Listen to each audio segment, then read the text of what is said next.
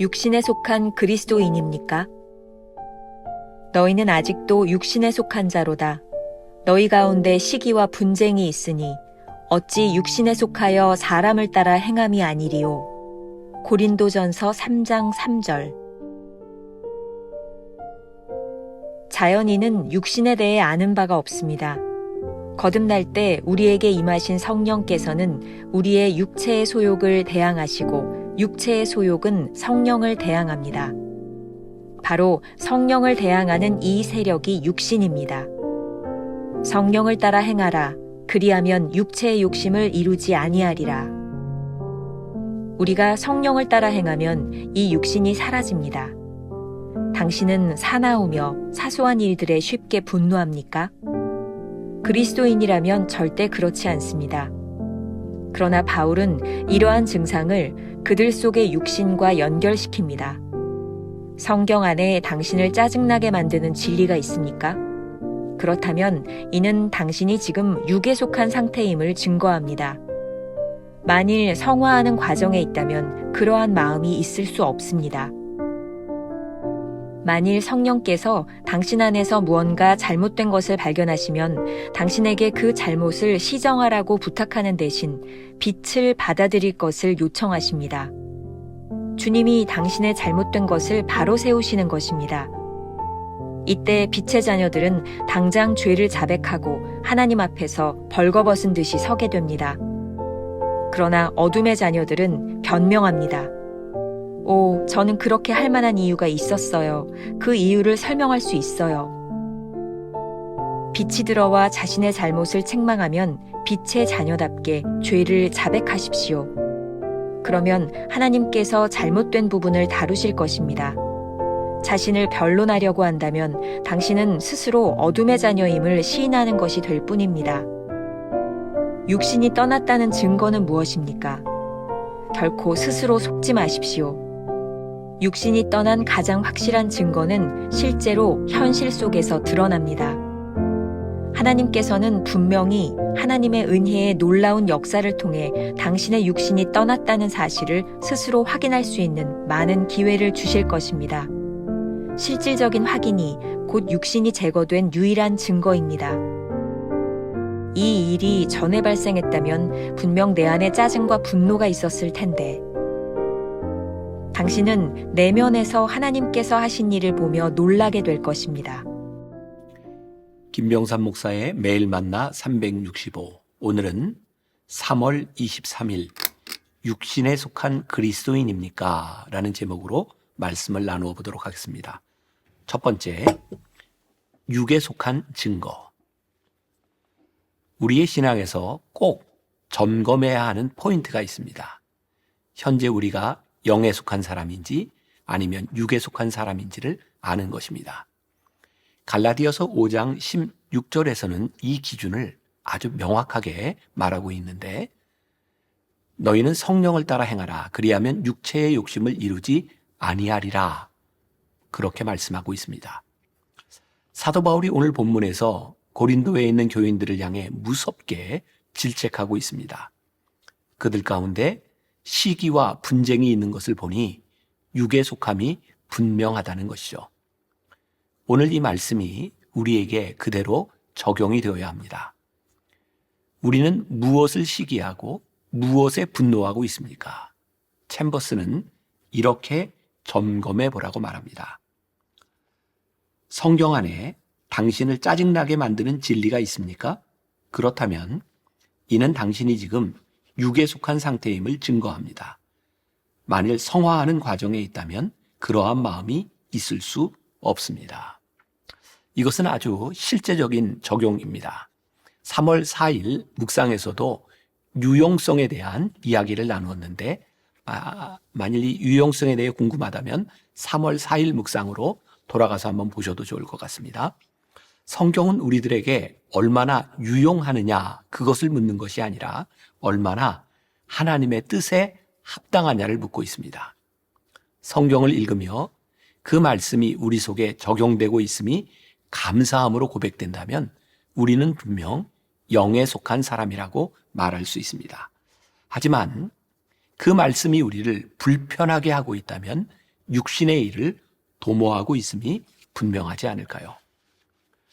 하지만 말씀이 우리의 마음을 찌르고 불편하게 할 때 감사하십시오.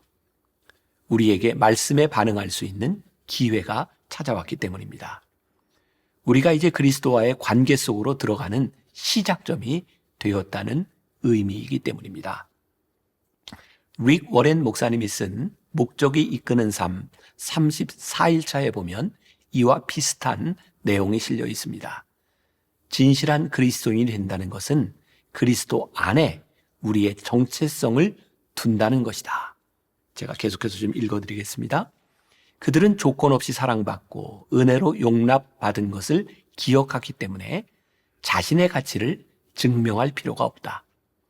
불확실한 자아상을 가진 사람들이 그들을 비하하는 일도 기꺼이 용납한다. 확실한 자아상을 가지고 있는 사람만이 섬길 수 있다. 정체성이 불안한 사람들은 다른 사람들에게 자신이 어떻게 보이는지를 항상 걱정한다. 그들은 약점이 노출되는 것을 두려워하고 자만과 가식 아래 숨는다. 우리가 불안하면 할수록 다른 사람이 우리를 섬겨주고 인정해주기를 원하게 된다. 헨리 나우에는 말했다. 다른 사람들을 섬기기 위해서는 그들에게 무관심해져야 한다. 다시 말해서 우리의 의미와 가치를 그들의 잣대로 재는 것을 포기해야 한다. 그래야 우리는 그들을 동정할 만큼 자유로울 수 있다. 우리의 가치와 정체성을 그리스도와의 관계에 둔다면 우리는 다른 사람들의 기대로부터 자유롭게 되며 우리의 최선을 다해 다른 사람들을 섬길 수 있게 될 것이다. 주님께 가까이 가면 갈수록 우리 자신을 드러내 떠벌릴 필요가 없다. 굉장히 중요한 말입니다. 주님께 가까이 가면 갈수록 우리 자신을 드러내 떠벌릴 필요가 없다. 오늘 우리가 기억해야 될 한 줄 노트. 말씀이 당신을 짜증나게 하거나 삶의 걸림돌이 된다면 아직 육에 속해 있음이 분명합니다. 하지만 이것을 아는 순간 새로운 시작이 기다리고 있습니다. 두 번째, 영에 속한 증거. 이제 우리가 알아야 할 것이 있습니다. 육에 속한 증거를 알았다면 이제 영에 속한 증거가 무엇인지도 명백하게 드러난다는 것입니다. 육에 속한 사람들은 늘 변명하지만 영에 속한 자가 되면 당장 죄를 자백합니다. 빛의 자녀가 되면 아무것도 숨길 수 없다는 것을 알기 때문이죠. 빛에 서는 자는 죄에 대하여 가장 민감해지며 찬란한 빛 앞에서 우리의 변명이 얼마나 무의미한지를 알고 있습니다. 놀라운 일은 영에 속한 자가 되어 죄를 자백하는 순간 하나님께서 그 잘못된 것들을 다루어 가신다는 것입니다. 챔버스의 묵상글 한 문장을 읽어드립니다. 자신을 변론하려고 한다면 당신은 스스로 어둠의 자녀임을 시인하는 것이 될 뿐입니다. 우리가 더 이상 육신에 속하지 않았다는 증거는 아주 실제적인 일입니다.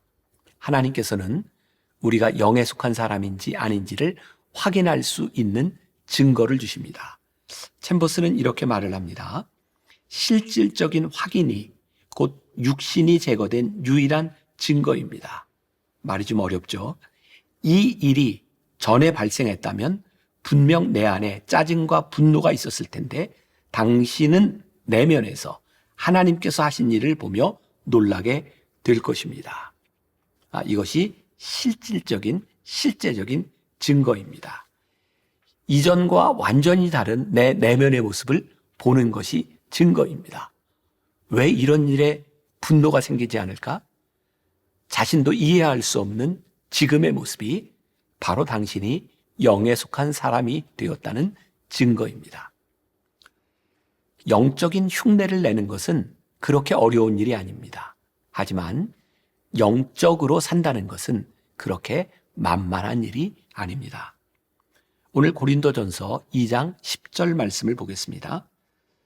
오직 하나님이 성령으로 이것을 우리에게 보이셨으니 성령은 모든 것, 곧 하나님의 깊은 것까지도 통달하시느니라. 여기에서 통달하신다라는 말은 우리의 모든 것을 아신다라는 말입니다. 통달이라는 단어를 국어사전에서 보니까 어떤 것을 막힘이 없이 환히 다 안다라고 되어 있습니다. 영어 성경에서는 또 이 부분을 search라는 단어를 사용하고 있는데요. 이것은 구석구석 다 검색해서 알아낸다 이런 의미입니다. 예를 들어 본다면 인터넷에 엠파스, 네이버 같은 서치 엔진이 있습니다. 이것은 바다와 같은 인터넷을 샅샅이 이잡듯이 뒤져서 깊은 곳에 숨어있는 정보를 찾아주는 검색 사이트입니다. 그런데 오늘 본문에서 우리가 가장 주목해야 하는 것이 성령께서 통달하게 하시는 것이 하나님께 대한 지식이라는 겁니다. 마치 강력한 서치 엔진을 가지고 하나님께 대한 지식이 무엇인지를 분별하도록 그리고 우리에게 안내하는 역할을 하는 거죠. 하나님께서 우리 삶의 어떤 부분에 어떻게 관여하시는지를 알게 될 때 우리는 비로소 영적인 사람이 되어갑니다. 성령께서 우리를 아프게 하실 때 회피하지 말고 인도하심에 자신을 맡기는 것입니다. 성령께서 우리 속에서 역사하실 수 있도록 온전히 내어드리는 것입니다. 이때 우리는 아픔을 통하여 기쁨을 경험하게 될 것입니다. 똑같은 성령의 빛이 육신에 속하여 있을 때는 아픔이지만 영에 속한 삶을 살 때는 기쁨이 됩니다. 이것이 오늘 우리들에게 알려주는 중요한 진리입니다. 우리가 기억해야 될 한 줄 노트. 강력한 성령의 빛 앞에서 자신을 고백하는 것은 영에 속한 사람이라는 증거이며 아직도 자신을 변론하고 있다면 육에 속한 사람이라는 증거입니다. 오늘 하루 우리가 품고 살아갈 묵상 질문입니다. 우리의 정체성을 명확히 알기 위해 우리 안에서 영에 속한 사람이라는 증거 혹은 육에 속한 사람이라는 증거를 찾아본다면 어떨까요? 기도하겠습니다. 오늘 말씀을 통해 우리들에게 주시는 도전입니다. 우리는 육에 속한 사람인지 영에 속한 사람인지. 하나님의 말씀이 우리를 무척 불편하게 만들고 그것으로 인하여 괴로움만 가지고 있다면 우리가 아직 육에 속한 사람이요. 그 말씀이 우리를 아프게 찌르기는 하지만 우리 속에 기쁨이 찾아온다면 우리가 영에 속한 사람임을 깨닫게 하여 주셔서 오늘 하루 영적인 사람이 되어 영에 속한 사람이 되어 말씀 안에서 하나님을 바라며 살아가는 귀한 믿음의 사람들 그런 하루가 되게 하여 주옵소서. 예수님의 이름으로 기도했습니다. 아멘.